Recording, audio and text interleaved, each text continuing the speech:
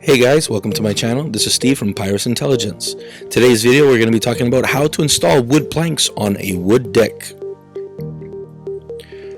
First step, depending on the type of deck you're doing, ours is a modern type, you want to measure out your planks to make sure that they fit the exact deck, leaving a little bit of an overhang.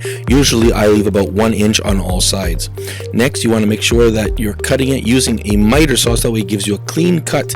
And please, when you're cutting your wood, make sure that your wood is properly supported, so that way your saw doesn't jam in your wood, which can lead to accidents. Here we have a guide which is found in the box of screws that you buy for exterior decking, and each corner of it has a different spacing which is used to space out your planks. You want to make sure that you're always using the same side for every single joint. Why? Because the decks expand and contract with the different seasons, and you want to make sure they remain the same. Here we're talking about the different types of screws. These are the exterior grade screws.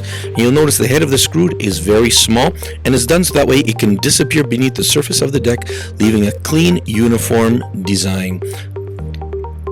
And please remember, when you're putting in your screws, the first screw should go right at the end of the guide. Reason for that is that it leaves enough of the wood from the edge, so that way your deck does not crack when it expands and contracts. Putting your screws in, make sure you put them in at a 90-degree angle, giving you a perfect looking uniform job.